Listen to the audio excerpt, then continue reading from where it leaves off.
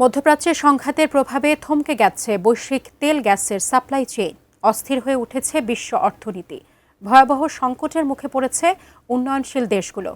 তবে ইরান যুদ্ধের এমন ভয়াবহতার মধ্যেও ফায়দা লুটতে ব্যস্ত 5 খাতের ব্যবসায়ীরা। বিস্তারিত জানাচ্ছেন শিহাব ইসলাম। ইরানের উপর যুক্তরাষ্ট্র ইসরায়েলের সামরিক অভিযান বিশ্ব অর্থনীতিতে অস্থিরতা তৈরি করেছে। আন্তর্জাতিক মুদ্রা তহবিল ইতিমধ্যেই 2026 সালের বৈশ্বিক প্রবৃদ্ধির পূর্বাভাস 3.3% থেকে কমিয়ে 3.1% নামিয়েছে। এমনকি এই যুদ্ধ দীর্ঘস্থায়ী হলে প্রবৃদ্ধি নেমে আসতে পারে 2.5%।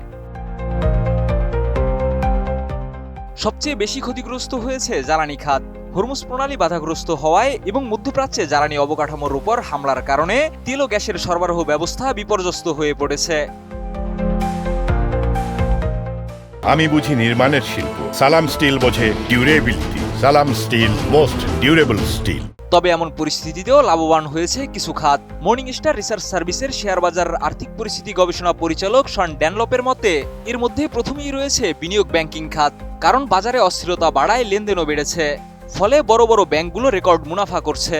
সাম্প্রতিক তথ্য অনুযায়ী মর্গান স্ট্যানলি, গোল্ডম্যান স্যাক্স এবং জেপি মর্গান সবগুলোই আগের বছরের তুলনায় উল্লেখযোগ্য আয় বৃদ্ধি দেখিয়েছে।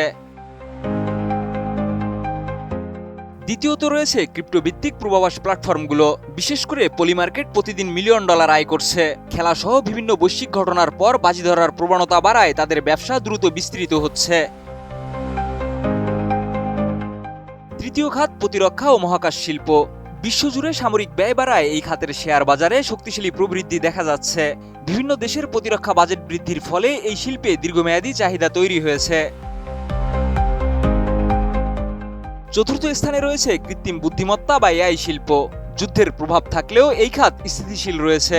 বিশেষ করে সেমিকন্ডাক্টর চিপ রপ্তানি বেড়েছে, যা এআই প্রযুক্তির চাহিদা বৃদ্ধির ইঙ্গিত দিচ্ছে। আর পঞ্চম খাত নবায়নযোগ্য জ্বালানি। জ্বালানি নিরাপত্তা নিশ্চিত করতে অনেক দেশ এখন সৌর, পারমাণবিক ও অন্যান্য বিকল্প জ্বালানিতে বিনিয়োগ বাড়াচ্ছে। ফলে এই খাতেও নতুন সম্ভাবনা তৈরি হয়েছে।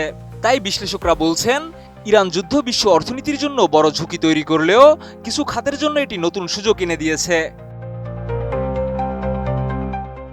শিহাব ইসলাম, এটিএন নিউজ।